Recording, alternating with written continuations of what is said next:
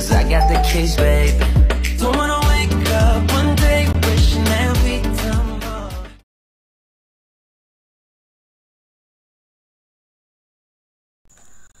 Oke guys, kembali lagi di channel YouTube Ita Siantori.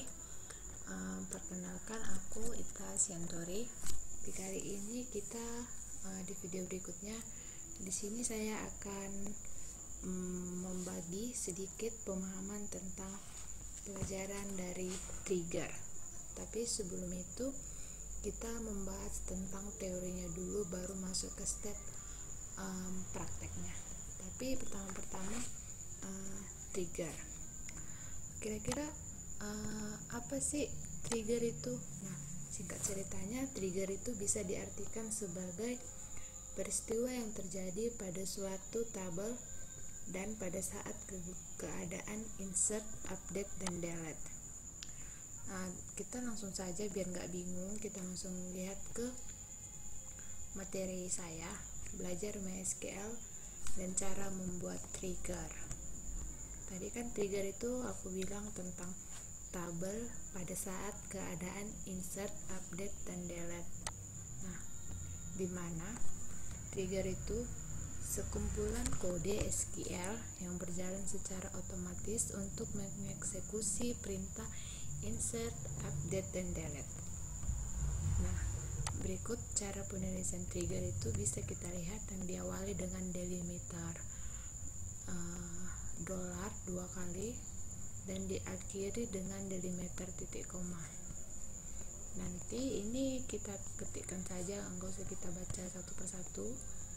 Dan kemudian itu untuk memulai menggunakan trigger, kita dapat menggunakan create trigger, dilanjutkan nama trigger yang ingin dibuat. Nah, di mana before atau after adalah suatu trigger yang akan dijalankan apakah sebelum atau sesudah database dimodifikasi oleh DML. Nah, yang berikutnya insert dan update atau delete, yang artinya ini bisa kita buat di dalam tabel yang keterangannya dijalankan sebelum record dimasukkan ke database, dan after itu berarti sesudah.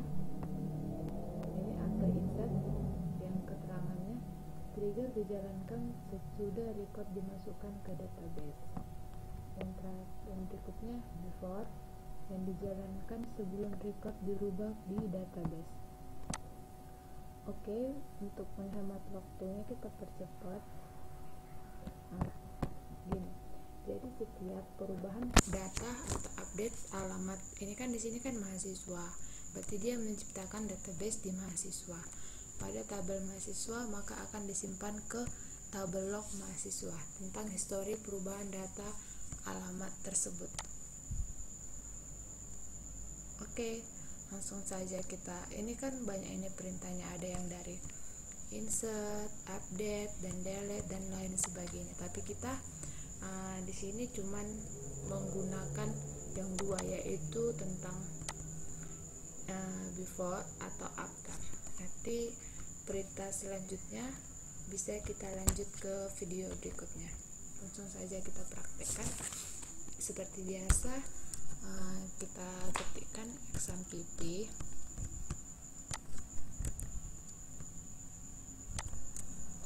Dan dipastikan XAMPP-nya itu berwarna hijau. Ini tadi belum saya stopkan. Oke, mulai kita start.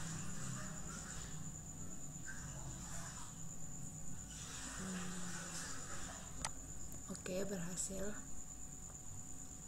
Nah, di sini jangan ada sampai ada tulisan warna merah, karena jika tulisan warna merah terlampau di sini berarti nanti di CMD-nya kita tidak bisa menjalankan perintah database-nya.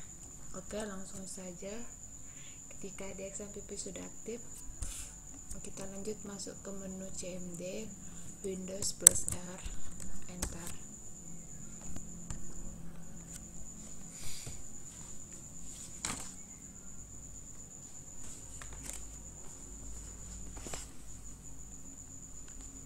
Kita ketikkan cd sama dengan XAMPP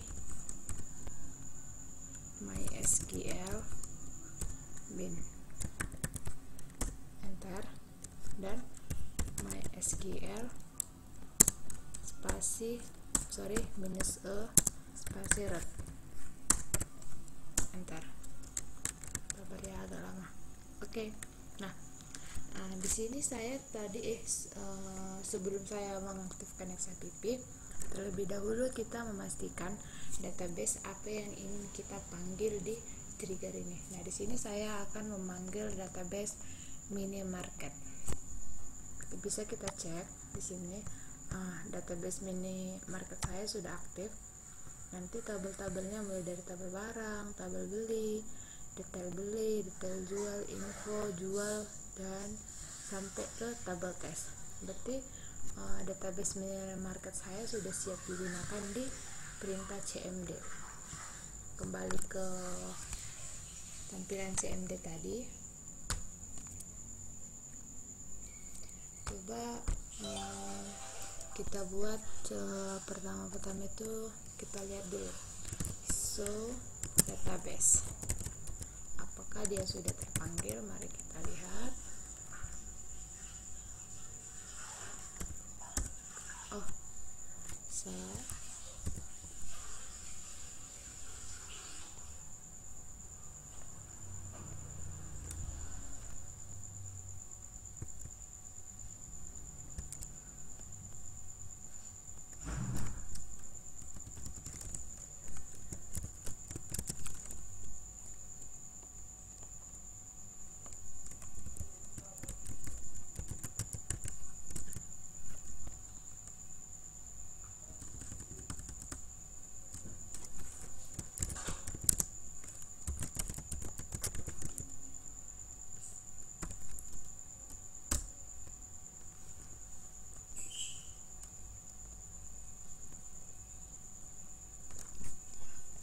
Oke, dimana so database-nya sudah terpanggil. Yang pertama itu akademik, minimarket, database resep, database sekolah, sampai ke bawah. Di sini saya akan menggunakan database minimarket. Oke, langsung kita masukkan perintah yang tadi. Yang pertama itu katanya di menampilkan jumlah saldo, yang artinya kita akan menampilkan harga dari trigger tersebut. Apa saja perintahnya ataupun kodenya bisa kita lihat. Yang pertama itu coba kita masukkan use minimarket, database minimarket.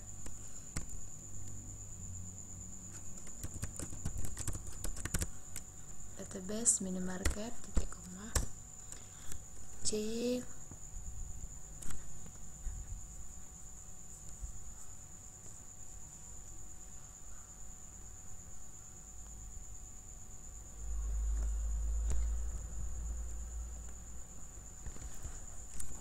coba select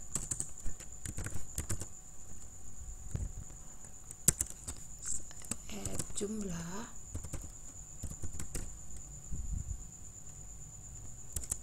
as jumlah underscore saldo.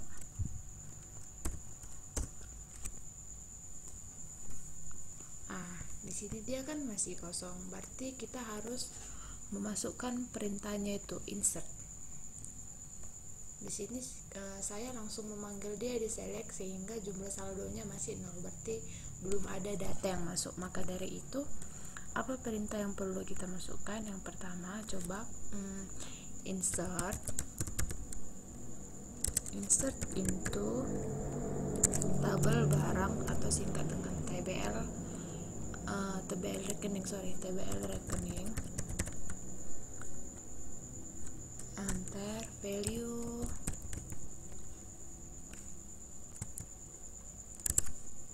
nol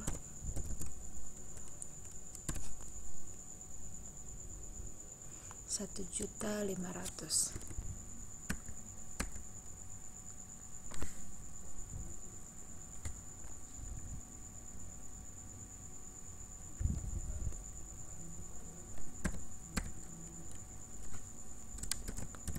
koma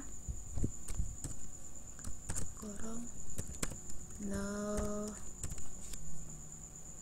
2.250.000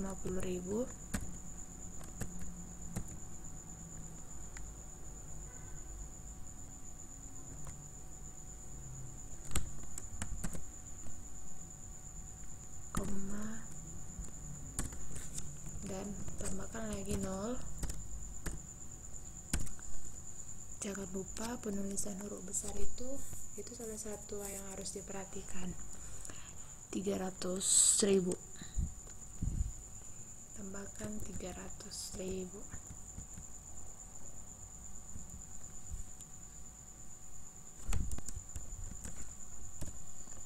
Langsung sebentar.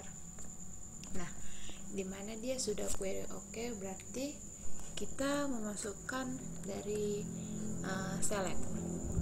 Ketikkan select add jumlah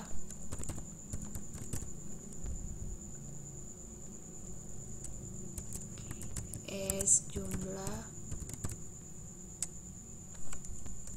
underscore saldo.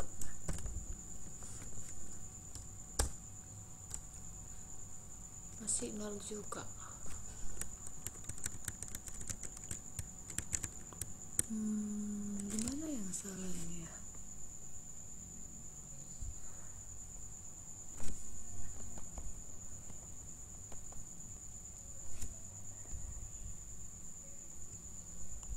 Oke, nggak apa-apa.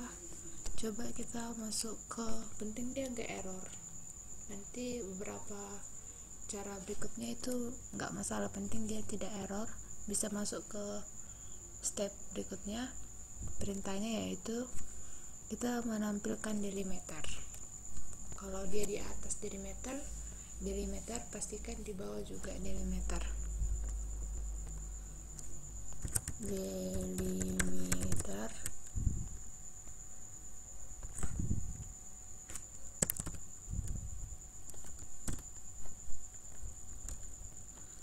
update tabel rekening.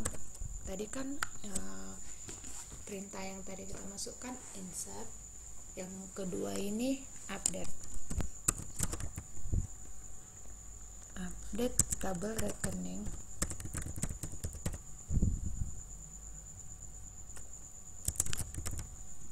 Set saldo sama dengan minus 10, di mana atau where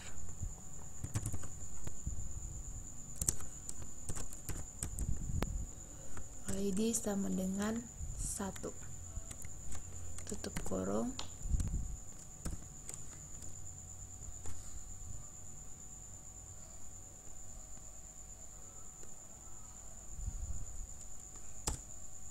oke. Query oke, berarti berjalan. Ketikkan perintah terakhir select bintang from table rekening, koma. Nah, dari perintah yang tersebut bisa kita lihat ID-nya berapa, saldonya dari tiap-tiap rekening itu berapa.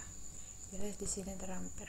Nah, di sini saya cuman menampilkan perintah dari update dan insert. Dan kedua-duanya sudah berhasil. Nah, jika kita nanti ingin menampilkan perintah yang berikut itu, nanti bisa kita lihat di video berikutnya. Tapi nanti link ataupun kodenya saya akan mengetikkan di bio saya, biar kita bisa ngetiknya sama-sama ataupun mengulangnya secara menontonnya. Cukup sekian video yang saya lampirkan. Jika ada pun perkataan ataupun prakteknya saya lampirkan salah, saya minta maaf. Sampai jumpa di video berikutnya.